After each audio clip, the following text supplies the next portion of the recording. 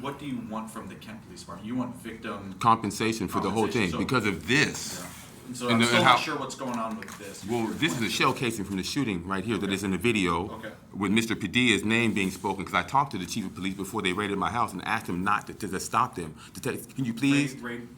When who raided? Mr. Padilla, the Redmond Police Department came to my home looking for a gun because the manager said I had a gun in my house and she lied about it. And I caught her lying about it and she tried to pay me off $5,000. So to get that warrant, they used that report from the shooting in 2016, plus the woman from 2018 when she lied and got my gun permit taken away to get probable cause for the search warrant. And I have the documentation here, but you have limited time, so I'm not going to waste it. So I said, give me an email. If you need that, I can send it to you. So if you're... But they have all that information, and you never arrested. This man's at my door with a knife, and I have a gun, and he has another dude with him. I shoot him, throw him down the stairs after I shoot him, and then he's allowed to come back, because there's a paper in here that says he's allowed to come and live. He's going to be returning from the hospital. And Detective Myers was going and visiting him. See? And I have paperwork, his name on it, trying to tell me to get victims compensation, but I had no concept of how to do that at the time. Plus, I just shot somebody and almost went to prison. So, yeah, I think it's plausible that I would like to have that. Like then, but now, based on what I'm still going through, and me that I just sued Detective Tolbert last year, and I'm going to go sue their bond with this summons and complaint packet I just got, if I can't get any headway in this situation, because I've been blowing up the mayor of Redmond big time, and she's ignoring me, and the chief. And Mr. Padilla has not answered the phone for 3 years, and I asked the woman who gave you the information about me, I said, someone is not letting me talk to him. I keep calling this woman every day or for 3 years straight. She said, that will be me, that is you. So why is that happening? Because I talked to Mr. Padilla on the phone, and he told me that he would talk to Detective Easterly and have him not remove me from my house, and he didn't do that. So in one of those videos that you'll see, if you need to see it, it says, have you talked to Chief Padilla about me not having me removed from my house with an illegal eviction? After they raided my house, they removed me from my house with the King County Sheriff's Department. And I asked him, I said, can you hand me this shell casing? And the sheriff hands me the shell casing out of my living room while they opened my door on my birthday in my drawers and took me out of my house. And took all my stuff and took it in public storage when they said they were going to throw it out. You watched it. There's videos. So it's a lot of police. And Redmond shows up and King County Sheriff shows up and they just opened my door and walked in my house and removed me from my home and took my stuff and threw it in public storage and was going to sell it. So I had to threaten them with a $5,000 insurance claim to get all my belongings back. So this chain of events is caused by the shooting too, because the shooting is involved in Detective Tolbert's report to get my house raided. And the woman who lied about me having the manager's baby mama who filed a fraudulent case against me for eviction and whatever, she got my gun permit taken away for 5 years. And that's why Detective Tolbert was there in the first place, because they said I had a gun in my house and I was going to use it if somebody came there. And the manager lied about that. And my lawyers caught her. I caught her, and then I told my lawyers, and then she started paying me off. And she gave me a check for $197. And then she said, I'm not giving you shit else, and kept the $4,803 from the stipulations from my attorney, Randy Redford, her attorney, and my housing justice project attorney. So they stiffed me on my $4,803. So that is part of all of this, too, because I never got any peace from this shooting here with this gun box after I caught you guys lying, because this gun box was in records the whole time. I called records and said, hey, I've been calling trying to get my gun back. She said I was on vacation. I said, okay. Well, I've been calling, man. I'm trying to get my gun back for 5 months. She said, sir, your gun is right here. So that surprised me. And then I started calling Detective Myers, and Detective Myers would not answer the phone. So then the next morning, I left a voicemail, a very graphic and detailed voicemail about all of this, and leaving shell cases behind my couch and knowing about trajectory as an officer. And then the very next morning, I got a phone call from a sergeant down here who said, excuse me, sir, is your name blah, blah, blah? I said, yes, sir. He said, okay, your case has been declined in the state of Washington. Please come pick up your gun, sir. I did, and that's where the box is right there. That and the fact that I was released on a $30,000 bond, and I never paid it. So who paid for me to get released from jail? Plus, I called the police to save his life after I shot him.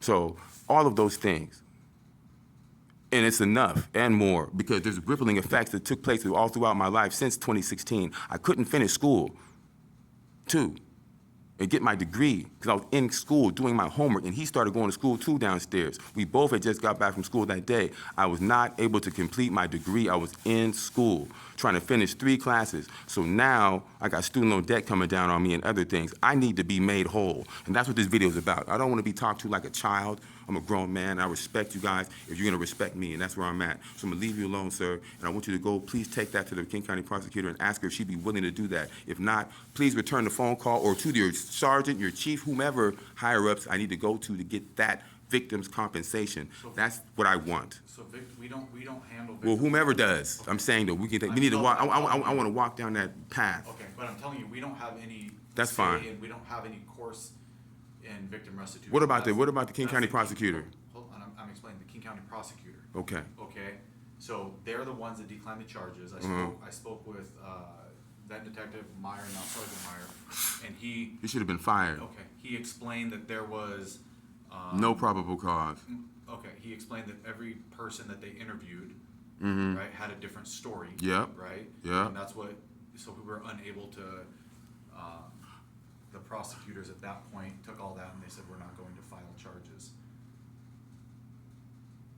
So that's where we're at. So it sounds like you want victim restitution, but that's going to be something you need to bring up with the King County Prosecutor's Office. And if they're Can you help me do that? If they're unable to do that, I would probably speak with your attorney. No, I have to get an attorney. I have to get one. I'm not going to get no attorney. No. You sued Redmond. No, I said that my attorneys caught the person at the River Park Apartments, the woman who actually had Detective Tolbert. So whoever those attorneys are might be the one. It's the Housing Justice Project. I don't have money to pay for an attorney. That's another thing. So if I did, I'd have sued you. If I can't do it now, I have a summons and complaint packet from the King County Law Library downtown for like $10. And with that, I guess you can bring anybody to court in the state of Washington, no matter what, $5 million lawsuit with that summons complaint without an attorney. So I'm gonna go that route. I'm gonna learn how to fill out that and file that motion and just serve that $5 million lawsuit against you guys, and we can walk that down. But I'm gonna start like that. Since it's so complicated, I'd rather just, you know what I mean? If you're not gonna help me, and Detective Myers is a sergeant now, which he should have been fired, then I'm gonna go ahead and do that and go and walk the steps to talk. First, I'd like to talk to the King County prosecutor and see where she's at with that. If you could bring that, since you spoke to her attention, that I want that, and then what I'm saying, you can reach out. But you spoke to her, right? No, I've not spoken with the King County prosecutor. You say, who'd you speak to before when you said they didn't find any reason to arrest these gentlemen? It's called the decline paperwork. Okay. Right? Can I get a copy of that? No, it is not public disclosure.